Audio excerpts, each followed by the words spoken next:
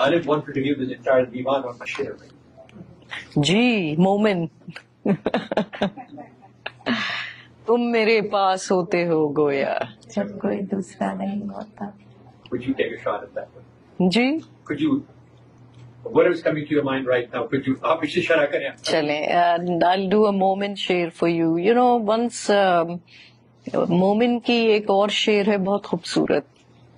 You know that غزل تو کہاں جائے گی کچھ اپنا ٹھکانہ کر لے ہم تو کل خواب عدم میں شب ہجراں ہوں گے پھر بہار آئی وہی دشت نوردی ہوگی پھر وہی پاؤں وہی خار مغیلاں ہوں گے.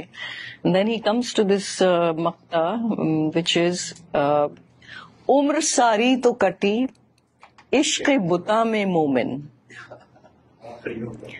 عمر ساری تو کٹی عشق بتا میں مومن آخری وقت میں کیا خاک مسلمہ ہوں گے.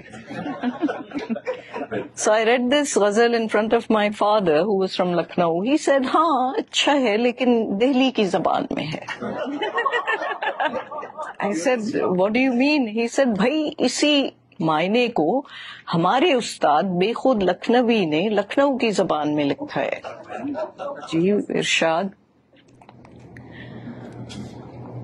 بے خود موہانی سیم میننگ. مومن شعر از عمر ساری تو کٹی عشق بتا میں مومن آخری وقت میں کیا خاک مسلمہ ہوں گے. بے خود موہانی مرتے مرتے بھی کہا یہ میرے کافر دل نے. اب کافر مصرع اولا میں آ گیا تو مصرع ثانی میں مسلمان آنا ضروری ہے. مرتے مرتے بھی کہا یہ میرے کافر دل نے آج کی اور صحیح کل سے مسلمان ہوں گے.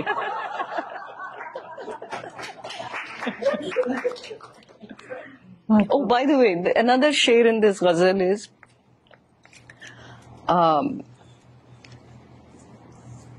پھر بہار آئی وہی دشت نوردی ہوگی.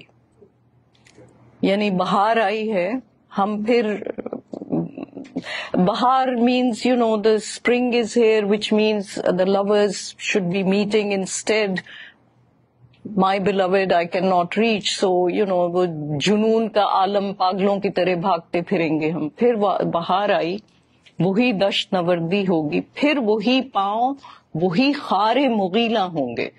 So خار means of course کانٹے, that's easy. مغیلاں I wasn't sure the meaning of مغیلاں. when you look it up کہ ببول کے کانٹے جو بہت تیز ہوتے ہیں. ببول ایک درخت ہے انڈیا میں بہت ہوتا ہے.